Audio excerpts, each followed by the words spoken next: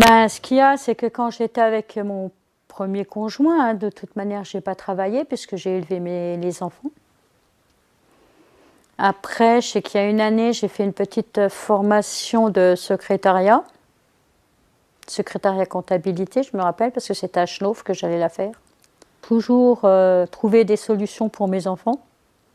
Je n'ai pas de diplôme, rien du tout. Mais bon, avec les années, ça va faire plus de 10 ans que je fais ce service à la personne. Et je me dis, j'aime ce que je fais. Mais malheureusement, là, actuellement, ma santé, je sais que par rapport à ce que les médecins me disent, ben, c'est que je ne vais plus pouvoir le faire. Et ça me fait peur parce que je me dis, qu'est-ce que je vais faire? Parce que je sais que de toute manière, j'ai vu le médecin du travail, il ne veut pas que je reprenne dans ma branche que je fais. Après, si vraiment, par rapport à mes soucis de santé, je dois me faire opérer, je ne sais pas la suite, mais je sais que je ne pourrai plus reprendre mon travail. Alors, quel droit j'aurai? Est-ce que je vais être encore en maladie? Est-ce que j'aurai d'autres droits? Ça, je ne le sais pas encore, mais j'attends.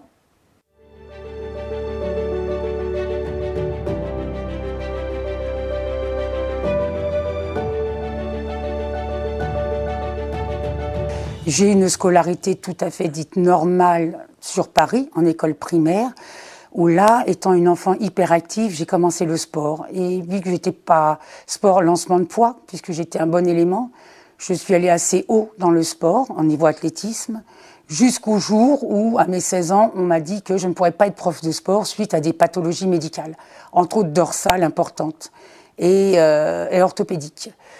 De là, notre prof principale m'avait conseillé, m'a orientée pour être éducatrice. Métier qui m'a beaucoup plu, je me suis vraiment bien intégrée. Malheureusement, je me suis mariée, j'ai eu un premier enfant qui est décédé à l'âge de 3 mois, d'où certainement l'addiction de mon premier mari.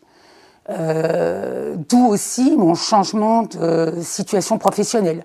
J'ai rebondi, comme souvent on est obligé de faire, hein, et j'ai passé différents concours. Alors, une anecdote, j'avais passé le concours à la gendarmerie, seulement 1m80, 120 kilos.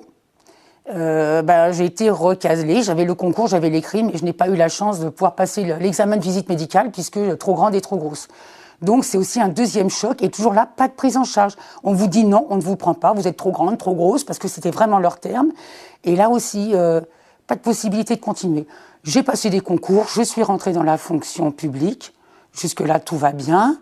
Je travaillais à la Caisse des dépôts et consignations Paris. La vie heureuse, vie familiale heureuse.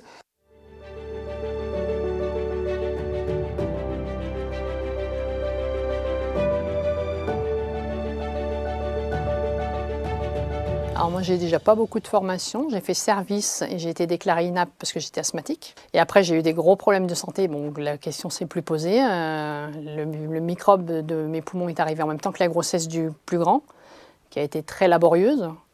Et après, j'ai pas vraiment retravaillé par rapport à mes problèmes de santé. J'ai pesé 44 kilos pendant 21 ans, sans être anorexique, hein, c'était la maladie. Donc du coup, c'est compliqué quand on fait 44 kilos et 1m76. Déjà, rien que de marcher, de respirer, c'est très compliqué. Le parcours professionnel, c'est compliqué parce que je ne sais pas dans quoi je peux travailler par rapport à ma santé. J'aimerais avoir une évaluation sur mes compétences qui se fait avec Cap Emploi ou Pôle Emploi, mais c'est compliqué. Oui, on se sent rien, inutile, et la société ne nous aide pas parce qu'on nous met une affiche déjà quand vous êtes malade, que vous ne travaillez pas, vous êtes des feignants. Clairement, vous êtes des cassos, vous profitez de la CMU, profitez de tous les restos du cœur, vous ne cherchez pas en fait, on ne vous demande pas si vous voulez réellement, on vous met une étiquette d'office. Et je pense que c'est le plus dur psychologiquement. C'est comme quand on a la fibro et qu'on vous dit que c'est dans votre tête. Vous êtes fou. C'est exactement la même chose. La non-reconnaissance de la maladie, je pense que c'est pire que tout. Parce que j'aimerais trop pouvoir travailler. J'ai déjà essayé, j'ai fait des formations, je ne suis pas arrivée au bout. Parce que rien que dans le cas du handicap, les supérieurs sont au courant, mais pas ceux qui vous emploient ou qui s'occupent de vous. Donc nous, on veut faire au mieux, on ne veut pas passer pour des feignants. J'ai testé en 2013. J'ai fini en arrêt pendant 2 mois parce que j'ai fait une chute de tension de 8,5 de tension. J'ai pris une pneumonie que j'ai traînée avec mes problèmes pulmonaires. Quand je leur explique mes problèmes de santé, c'est AGFI, quoi.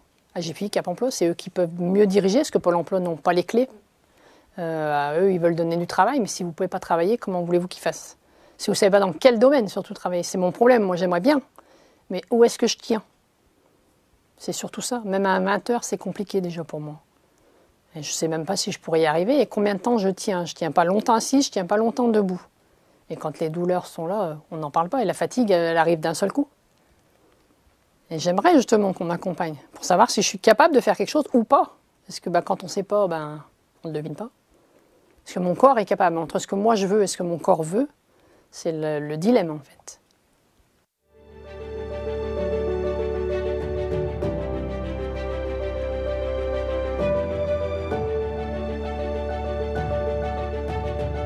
Je veux travailler, j'ai un contrat de travail, j'ai un projet de travail que j'espère que je vais le faire ici à Challans parce qu'au début je voulais déménager. À la fin j'ai dit à chaque fois je m'enfuis, là je ne vais pas déménager. Challans m'a donné beaucoup de choses par le biais de l'écluse et par le biais beaucoup de cadres. Mais je vais rester à Challans et je vais faire beaucoup de projets pour faire montrer à mes enfants que ça vaut le coup ce que j'ai fait, pour faire montrer à ma famille que ça vaut le coup de me croire et de me financer pendant 4 ans. Et je vais montrer aux femmes qu'ils n'arrivent pas à prendre une décision, que le fruit qu'on peut avoir à la fin, lorsqu'on croit en nous et les gens qui nous croient, ça vaut le coup tout ça.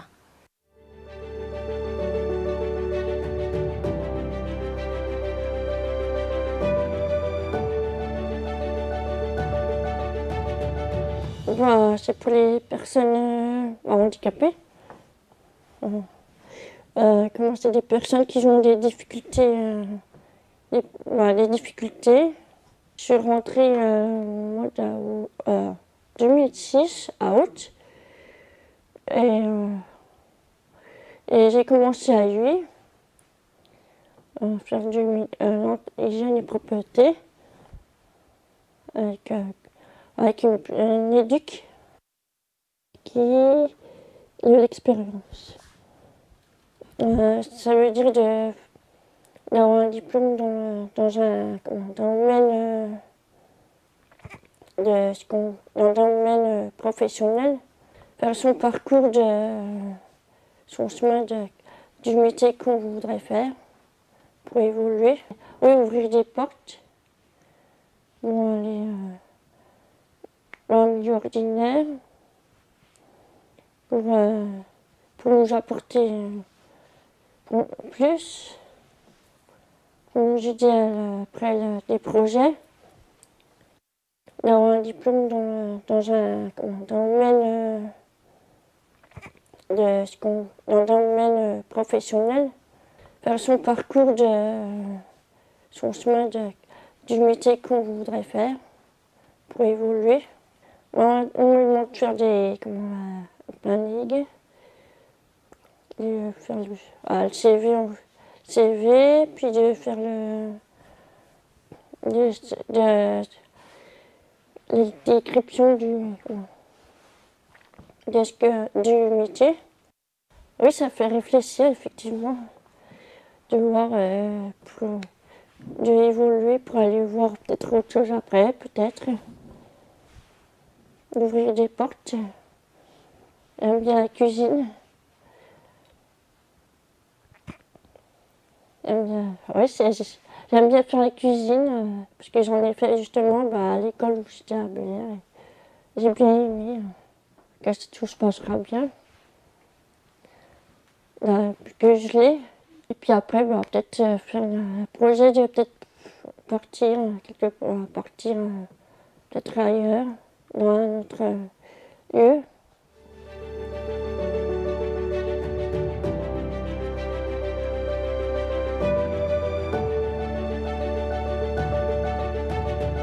Grâce à ces logements qui m'ont permis de bien construire mon projet professionnel. Première étape dans mon projet professionnel, j'ai fait ma remise à niveau. Après ma remise à niveau, je fais aussi le prépa concours. Et puis j'ai passé le concours. Je n'ai pas reçu le concours suite. Et puis j'ai travaillé un peu. Après le travail là, ma conseillère Pôle emploi m'a appelé pour me proposer la formation que je viens de finir. Et puis j'ai accepté. Et puis j'ai commencé ma formation d'assistante de vie dépendance. Mon nouveau travail, ça a vraiment de l'impact parce que c'est grâce à ce travail-là qui me permet de payer mon loyer tous les mois, que je ne sois pas en retard de paiement de mon loyer. Ça m'a permis à être autonome. C'est grâce à ce travail-là qui va me permettre d'avoir passé mon permis de conduire qui est en cours. Si je veux améliorer quelque chose dans mon quotidien, je pense qu'il faut que je puisse faire encore une autre formation pour essayer de monter un peu des échelons professionnels.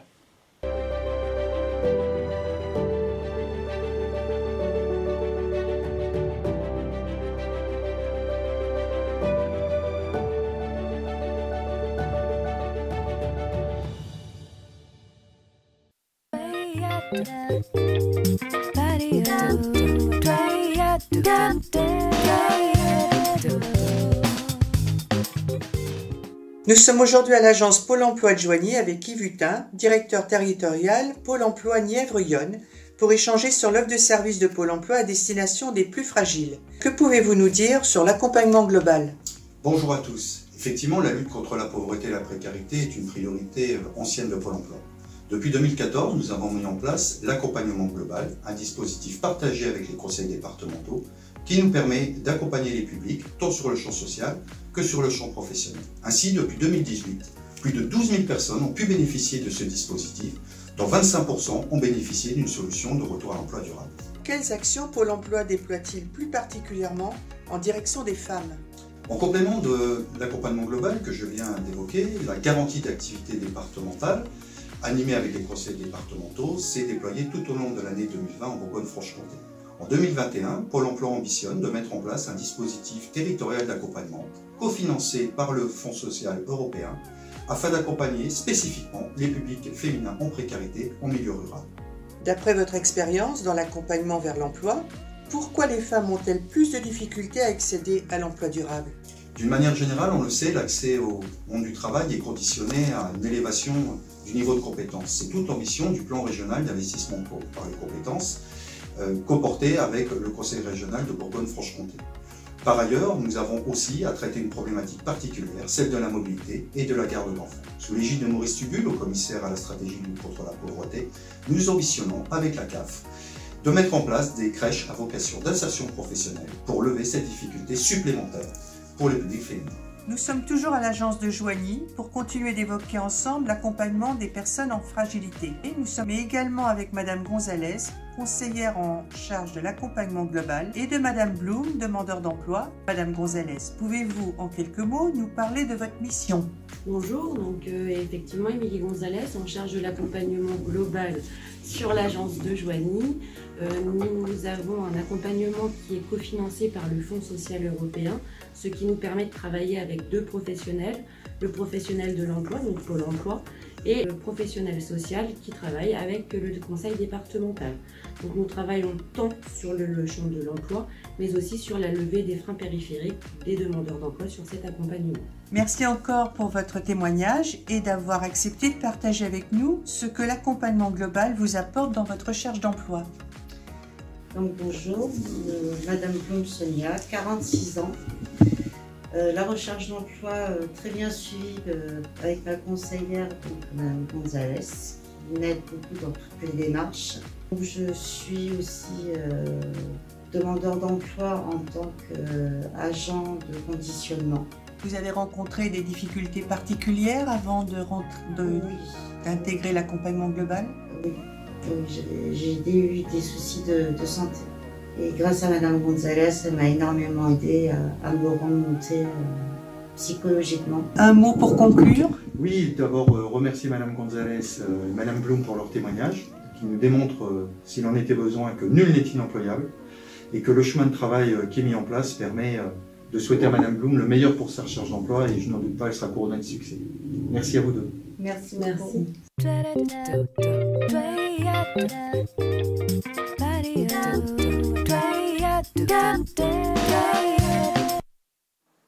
Vous avez pu le remarquer, ce n'était pas donc la même série de vidéos que tout à l'heure. Donc merci beaucoup à Pôle emploi Nièvre-Yonne de nous avoir proposé cette vidéo sur l'accompagnement global et notamment l'accompagnement de Pôle emploi vis-à-vis des femmes.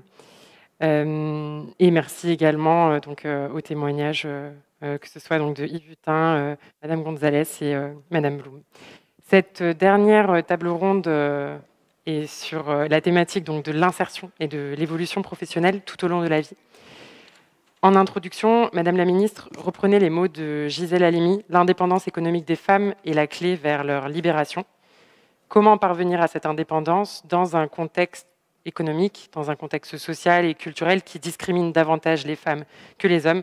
C'est l'objet de notre table ronde. C'est que malgré l'envie de travailler, malgré cette forte envie de travailler, l'accès à l'emploi, l'accès à l'évolution professionnelle est plus complexe pour les femmes avec des discriminations à l'embauche qui sont fréquentes, mais également des discriminations une fois en emploi avec des postes plus précaires, des inégalités salariales au désavantage des femmes. Et ces inégalités, ces freins sont vécus par les femmes et notamment par les femmes qui ont témoigné de manière d'autant plus forte lorsqu'ils sont couplés à des difficultés de santé, des difficultés aussi liées au handicap, des difficultés de logement, des difficultés familiales et notamment des violences intrafamiliales. Et c'est des sujets qu'on va aborder tout de suite. Déjà, pour commencer, je vais vous demander, Bruna Berthier, vous êtes éducatrice spécialisée au sein d'un dispositif qui s'appelle GER, Garde d'enfants pour le retour à l'emploi, qui est porté par les PEP 71. Est-ce que vous pouvez me dire rapidement déjà qu'est-ce que le dispositif GER et puis nous expliquer quelles sont les conditions pour qu'une femme qui est également mère adhère à son insertion professionnelle, que ce soit l'accès à l'emploi ou aussi l'accès à la formation?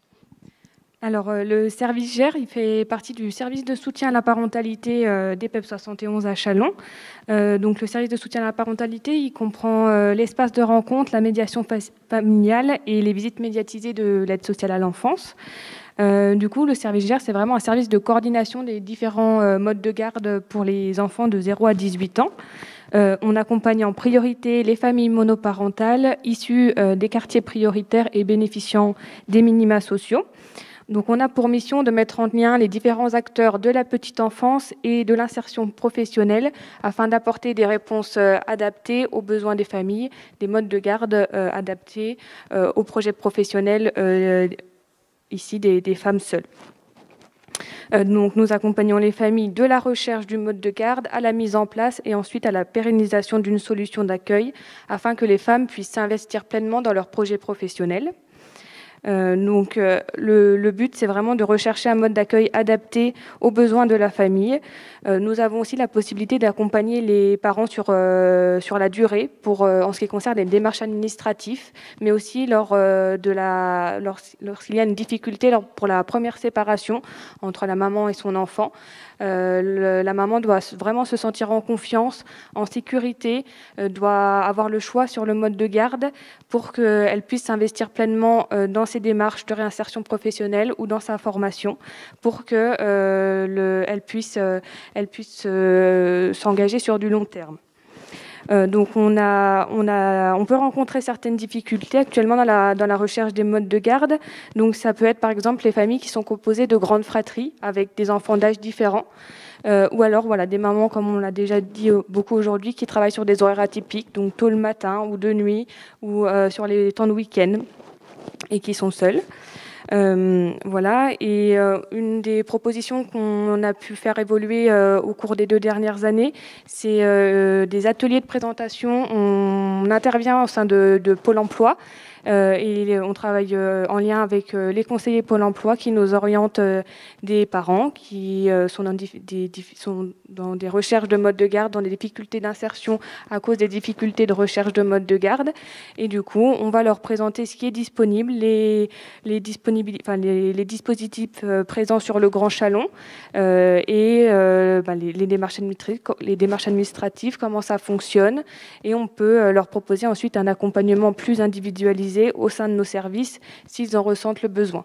Voilà. Ensuite, on travaille bien sûr en partenariat avec les différents instituts de formation sur le Grand Chalon, avec Pôle emploi, beaucoup avec la mission locale et avec tous les organismes de la petite enfance, les assistantes maternelles et les lieux d'accueil parents-enfants aussi. Voilà. Merci beaucoup. Et donc, c'était vraiment notre premier sujet pour aborder aussi le lien entre l'insertion professionnelle et la parentalité, ici la maternité. Il y a un autre sujet qu'on va traiter, c'est la question de l'insertion professionnelle pour les femmes victimes de violences intrafamiliales. Donc à ce titre, c'est donc Antoine Niveau qui est directeur adjoint du travail, responsable du pôle 3E au sein de l'unité départementale de Saône-et-Loire de la Direct Bourgogne-Franche-Comté, et également Gabrielle Carny, accompagnatrice socio-professionnelle au sein de l'atelier chantier d'insertion Les Valoristes Bourguignons. Les Valoristes Bourguignons commencent à mettre en œuvre depuis quelques mois une unité particulière de travail pour des femmes victimes de violences intrafamiliales. Ce projet a été rendu possible par le financement d'un fonds de revitalisation en Saône-et-Loire. Est-ce que vous pouvez nous expliquer à deux voix quelle est la genèse du projet? Peut-être pour Monsieur Niveau, pourquoi cette idée d'appel à projet?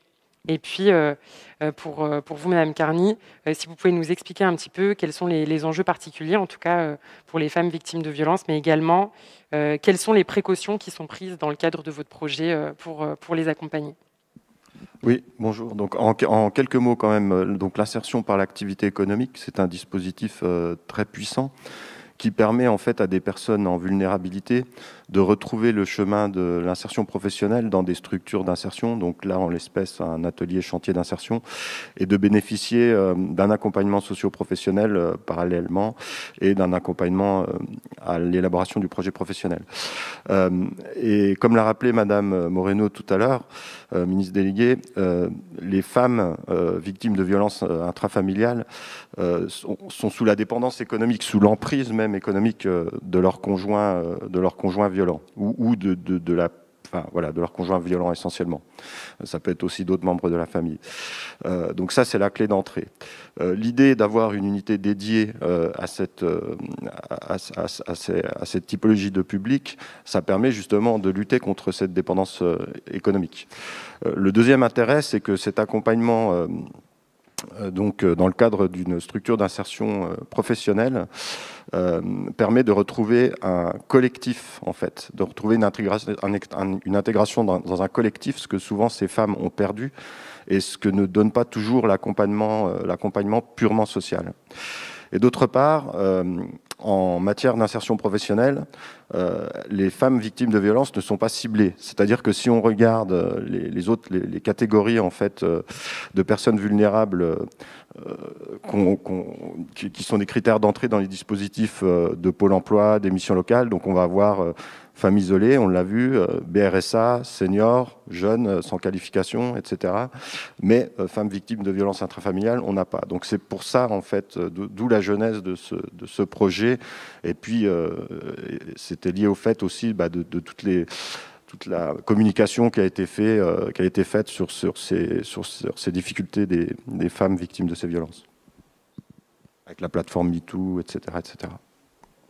Alors, effectivement, nous, aux Valoristes, on a mis en place, on est en train de mettre en place une unité particulière de travail pour recevoir donc des femmes qui auraient été victimes de violences intrafamiliales, pour leur permettre donc un retour à de l'indépendance financière. On a toujours eu de toute façon une vocation à accueillir des gens qui étaient très éloignés de l'emploi, voire même en détresse sociale. Là, en termes de ciblage, Monsieur Niveau a raison. On a énormément de difficultés avec le recrutement, puisque du coup, il faut vraiment qu'on fasse connaître ce dispositif, aussi bien aux travailleurs sociaux qu'aux partenaires, aux associations. Et notre but à nous, donc, c'est d'accueillir ces femmes-là pour un retour progressif au travail. Sans besoin de qualification, parce que voilà, toutes les problématiques de formation dont on a parlé tout à l'heure, là c'est l'idée d'un retour progressif. Donc on les salarie à 24 heures par semaine sur donc des tâches polyvalentes dans notre chantier d'insertion. On est sur la thématique de la revalorisation de déchets. Et on s'est aperçu, depuis qu'on commence à en accueillir, que le projet professionnel redémarre de zéro. C'est-à-dire que ce temps partiel, cette étape d'insertion va permettre de rebâtir un projet tout en continuant et en offrant du temps pour pouvoir gérer les autres démarches administratives, judiciaires, de santé, qui sont parfois très lourdes, enfin qui sont toujours très lourdes dans le cadre de violences intrafamiliales. Alors, sur notre dispositif, on a... je crois que la force des valoristes bourguignons, c'est d'être une petite structure, et donc on a une grande capacité d'adaptation. Déjà rien que d'aménager des horaires par rapport à la garde d'enfants, même si on contacte le service GER, ça permet quand même de les mettre en sécurité, d'avoir des moyens de mobilité avec le bus à des horaires normaux, donc pour se dire il va y avoir du monde tout autour, je ne serai pas toute seule à un arrêt de bus. C'est des choses qui ont l'air anodines, mais ça participe à la sécurisation quand même pour un retour au travail. Et puis, bien évidemment, on a la possibilité dans notre chantier, dans notre atelier, d'avoir des postes en autonomie pour ne pas obliger ces femmes à être sans cesse en équipe ou en contact avec des hommes avec lesquels elles pourraient être au départ pas tout à fait à l'aise. C'est bien sûr dans l'optique de rejoindre une équipe. Et nous, on se consacre uniquement sur le côté professionnel, c'est-à-dire que on est dans la levée des freins petit à petit, mais c'est en complet partenariat avec le reste des associations CHRS dont on parlait tout à l'heure. Et puis, donc, on a mis en place, on a trouvé intéressant de faire un partenariat avec une art thérapeute, Nadège de Lalande, qui va permettre par des dispositifs artistiques de faire surgir ce qui ne peut plus se dire avec des mots. Donc c'est pour compléter l'accompagnement. Nous, on va avoir des mots au niveau professionnel, mais sur le reste du social, avoir un accompagnement à la fois individuel et collectif. Alors, il y a 3 objectifs. Il y a permettre le récit de soi par des dispositifs artistiques. La thématique de se lier, se séparer, laisser derrière soi. Et puis, l'étape d'après, renouer, se lier. Et en fait, cette démarche d'art-thérapie a pour but d'amener à un suivi psychologique régulier pour pouvoir se reconstruire et retourner vers une situation stable. Merci beaucoup pour cette présentation, ce témoignage. On reste... en tout cas, le sujet que vous évoquiez est très important, et notamment le rôle essentiel de l'insertion par l'activité économique pour notre dernier témoignage. Donc, merci également à Cécile Ruffin. Vous êtes donc manager au sein de l'association FET, Femmes, Égalité, Emploi. Depuis 1991, l'association FET mène des actions vis-à-vis de publics divers, que ce soit des entreprises, des syndicats, des collèges aussi, des lycées, des collectivités territoriales, mais également des professionnels de l'emploi et de la formation, pour faire avancer l'égalité professionnelle entre les femmes et les hommes. Et FET a notamment été sollicité en 2019 par la Directe Bourgogne-Franche-Comté pour piloter un projet expérimental sur l'égalité et la mixité dans le secteur de l'insertion par l'activité économique, donc en partenariat avec le Conseil régional et le Fonds social européen. À ce titre, l'association a réalisé une cartographie des pratiques des structures d'insertion par l'activité économique sur l'égalité femmes-hommes sur la base d'une série d'entretiens avec des employeurs de l'IAE. Est-ce que vous pouvez nous dire quels sont les principaux constats de cette étude en ce qui concerne la place des femmes dans l'insertion par l'activité économique et également les pratiques en termes de ressources humaines par rapport à cette question de l'égalité professionnelle? Oui, effectivement, on a mené 15 entretiens donc, sur la fin d'année 2019 et début 2020 qui nous ont amené effectivement à faire cette cartographie sur les pratiques RH en termes d'égalité professionnelle dans les structures de l'IAE en Bourgogne-Franche-Comté. Donc, on a déjà effectivement pu faire une photo de la place des femmes dans l'IAE. Beaucoup de nos enquêteurs l'égalité nous ont dit que la charge domestique, mais on l'a dit tout à l'heure, et la monoparentalité aussi, eh bien, repose essentiellement sur les femmes. Il y a une directrice, par exemple, de I qui nous a dit, voilà, quand on le voit que les femmes qui sont retenues au foyer pour gérer le foyer et également s'occuper des enfants, eh bien, on le voit, elles sont beaucoup moins investies finalement dans la sphère professionnelle et ici dans le parcours d'insertion. Il y a également beaucoup de personnes qui nous ont fait part de parcours différenciés des hommes et des femmes, des parcours en insertion qui sont plus longs pour les femmes. Alors, certains l'ont expliqué par le fait que le marché du travail était peut-être moins favorable pour les femmes. Et puis, ont expliqué également que les hommes étaient peut-être légèrement plus qualifiés que les femmes et réussiraient peut-être mieux leur parcours d'insertion professionnelle. Ensuite, par rapport au constat sur la place des femmes dans l'IAE, les personnes sondées, donc qui, je le rappelle, sont effectivement côté employeur, des directeurs, directrices notamment de structures, ont fait part d'une part justement croissante de femmes seniors dans leur effectif en insertion professionnelle. Donc là, par exemple, une directrice d'AI expliquait que 70% des salariés de sa structure sont des femmes et 50% d'entre elles sont seniors, donc qui ont des minima vieillesse et qui cherchent un complément en fait de salaire. Donc elles sont plus précarisées que les hommes.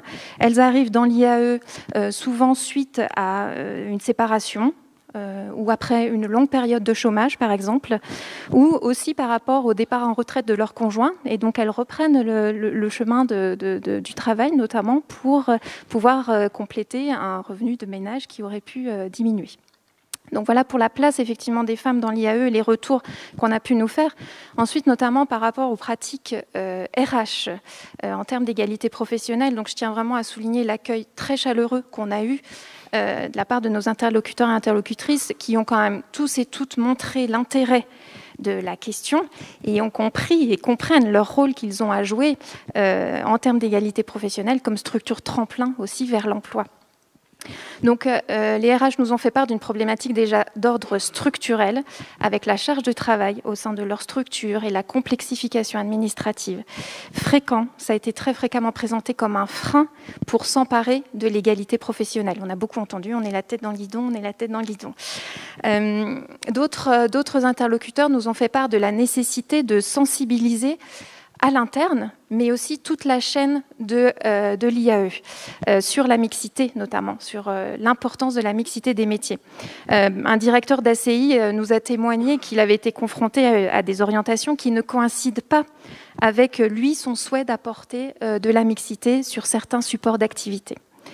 En termes de pratiques RH aussi, assez régulièrement, nous a été présenté le temps partiel. Alors au début, comme un choix par les femmes. Et puis, au fur et à mesure des entretiens, ce temps partiel devient subi. On le voit assez clairement, étant donné que les supports d'activité sur lesquels les femmes sont placées, et notamment les services à la personne, impliquent des horaires fractionnés, des horaires limités. Et dernier point en termes de RH également, tous nos interlocuteurs, interlocutrices ont reconnu que sous couvert de l'existence d'une grille salariale, il n'y avait pas d'inégalité, mais que si on creusait un petit peu, il n'avait pas d'éléments plus précis sur la politique d'égalité entre les hommes et les femmes en termes de salaire. Donc effectivement, toutes ces pratiques aussi peuvent amener notamment au temps partiel, le temps partiel un vecteur de précarité, mais le chantier qu'on a découvert, il est gigantesque et on en fait le même constat dans les entreprises privées classiques. Alors effectivement, suite à cette première phase d'expérimentation et de cartographie, on propose donc maintenant, en termes de préconisation, une deuxième phase, donc c'est de l'appui conseil au niveau des structures de l'IAE qui seraient volontaires pour travailler en interne au niveau de leur pratique RH sur l'égalité entre les hommes et les femmes.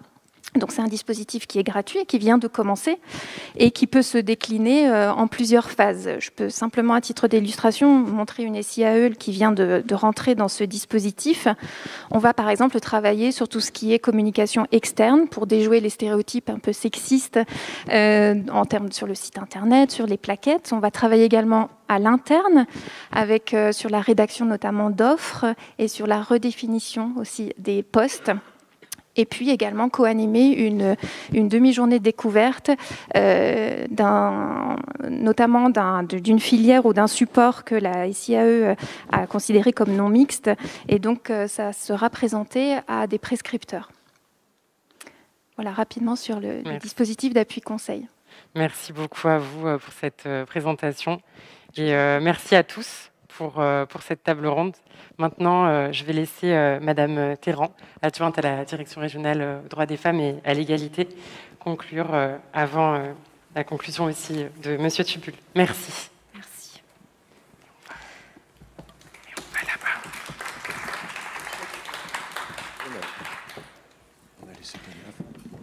Alors, je tenais tout d'abord à vous remercier vivement pour vos témoignages et interventions fructueux qui nous ont permis de mieux cerner les enjeux liés à la précarité. Alors, je ne vais pas reprendre tout ce qui a été dit cet après-midi, mais on l'a vu au travers des différentes interventions, la précarité est multifactorielle et la période que nous venons de traverser n'a fait qu'exacerber les inégalités, notamment à l'égard des femmes. Des salaires faibles, le poids des responsabilités familiales et domestiques, la discrimination sur le marché de l'emploi, pour ne citer que. Donc ça réinterroge notre modèle économique et social. Et donc je voudrais mettre ces propos au regard de ce que nous avons entendu tout à l'heure. Je voudrais retenir quelques grands déterminants en fait de cet après-midi que nous devrons sans doute prendre en compte dans le déploiement de nos dispositifs et de nos politiques publiques. Alors il s'agit de l'isolement dans lequel se trouvent parfois les femmes, les difficultés qu'elles ont justement dans leur accès aux droits. Il y a des acteurs qui se mobilisent, mais on voit qu'elles ont besoin d'aide. Et j'entends là aussi une demande pour une simplification des procédures administratives, avec une facilitation de leur accès et de leur utilisation. Le poids aussi et la gestion des responsabilités parentales, notamment lorsqu'elles sont chefs de famille monoparentales. C'est excessivement compliqué et on voit que ça nécessite aussi un accompagnement renforcé. Et puis, un meilleur accompagnement des femmes dans leur vie professionnelle et dans le développement de leurs compétences et de leur accès à l'autonomie, avec peut-être aussi une focale sur la formation de ceux qui interagissent auprès de ces publics, avec une lutte contre les stéréotypes des métiers, nous venons de l'entendre. Et puis, un dernier point qui est sur la restauration de l'estime de soi. Je pense que ça, on l'a entendu cet après-midi. C'était en filigrane dans toutes les interventions. Reprendre confiance en soi, en ses capacités, en ses aptitudes, et donc accompagner ces femmes dans leur capacité donc à créer du réseau, à se développer et à agir sur leur environnement. Donc, il y a des associations qui développent des dispositifs, on l'a vu cet après-midi, associations, structures et services de l'État, et qui travaillent activement justement pour lever tous les freins que l'on a pu voir cet après-midi, que vous avez pu évoquer. Et la direction régionale aux droits des femmes, elle, se mobilise au travers de sa stratégie régionale, à travers l'axe de l'émancipation économique des femmes et de leur accès à l'autonomie. Nous sommes porteurs et nous participons à différents projets structurants et nous souhaitons vivement que cet événement contribue à dégager des propositions concrètes et innovantes en lien avec le haut-commissaire, M. Tubul, notamment dans le cadre d'appels à projets de lutte contre la pauvreté. Voilà, je tenais enfin à vous remercier à nouveau pour votre présence et votre écoute et je vous souhaite une bonne fin de journée.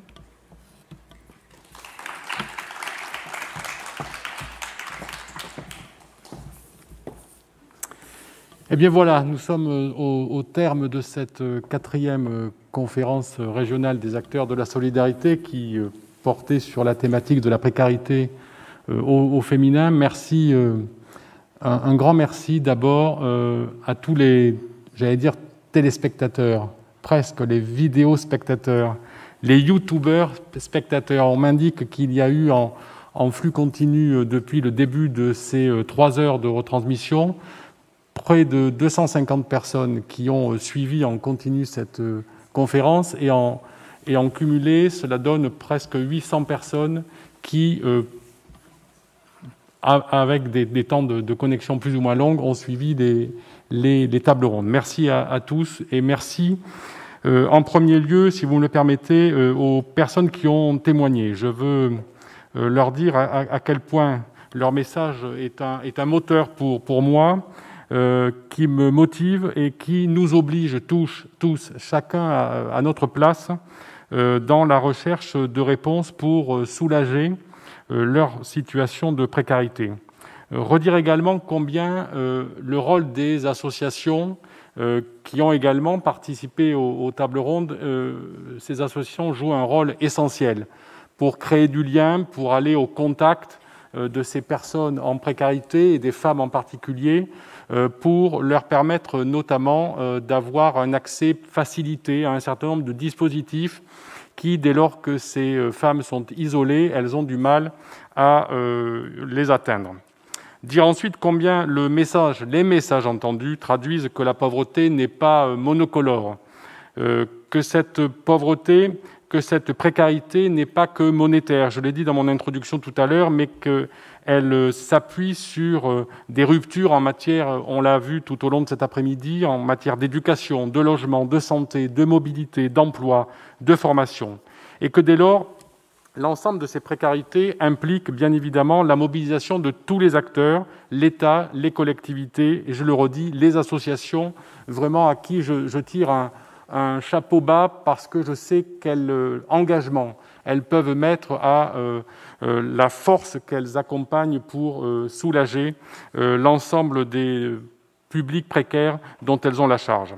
Redire également que les réponses apportées doivent se concevoir et se décliner au niveau local pour coller au plus près de la réalité de terrain, au plus près de chacune des situations qui ont été précisées dans les témoignages, et que ces apports de solutions au plus près du terrain permettent quasiment, en tous les cas, moi je l'espère, et on y travaille avec l'ensemble des équipes, de faire des réponses, d'apporter des réponses sur le sur-mesure.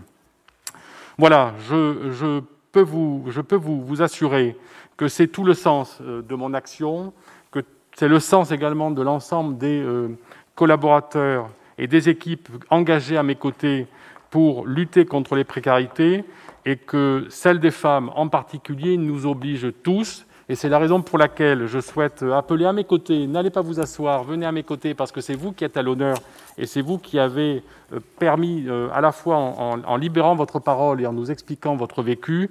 J'appelle donc Solange Vin, Sarah Larizi,